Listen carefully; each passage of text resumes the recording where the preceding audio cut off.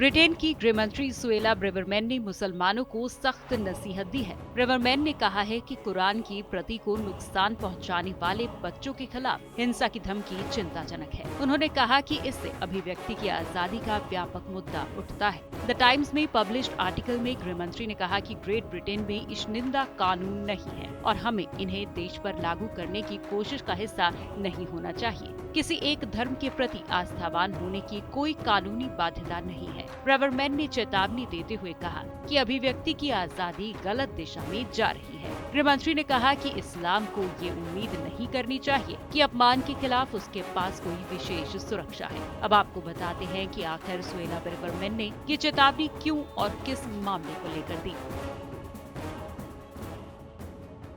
दरअसल West Yorkshire के Wakefield स्थित केटलथॉर्प हाई स्कूल में पिछले हफ्ते स्कूल का एक 10 साल का छात्र चुनौती स्वीकार करने के बाद इस्लाम के पवित्र ग्रंथ कुरान को लेकर स्कूल आया था। बाद में इस पुस्तक का कवर पेज कुछ फटा हुआ मिला था और पन्ने पर धूल थी। इस घटना के बाद 4 छात्रों को एक हफ्ते के लिए सस्पेंड कर दिया गया था। शिक्षा विभाग के अधिकारी इस स्कूल के साथ मिलकर काम कर रहे हैं। स्कूल के हेड टीचर टूडोर ग्रिफिथ के मुताबिक शुरुआती जांच में पता चला है कि इस इंसिडेंट के पीछे कोई गलत नीयत नहीं थी। बच्चे की मां का कहना है कि वो 14 साल का है और ऑटिज्म से ग्रसित है। मां ने शिकायत की कि उनके बेटे को जान से मारने की धमकी मिली है। द टाइम्स के मुताबिक मां का कहना है कि उनके बच्चे ने मीटिंग में माफी मांगी है और उसके बाद से खाना नहीं खाया। ये मामला बढ़ा तो आखिर में देश की गृह मंत्री सुएला ब्रेवरमैन को मोर्चा संभालना पड़ा। ब्रिटिश समाचार एजेंसी की रिपोर्ट के मुताबिक उन्होंने एजुकेशन डिपार्टमेंट के अफसरों के साथ मिलकर नई डायरेक्शन पर काम करने का वादा भी किया है। गृह मंत्री ने कहा है कि वो ये स्पष्ट करना चाहती हैं कि टीचर्स को स्वघोषित कम्युनिटी एक्टिविस्ट को जवाब देने की जरूरत नहीं है।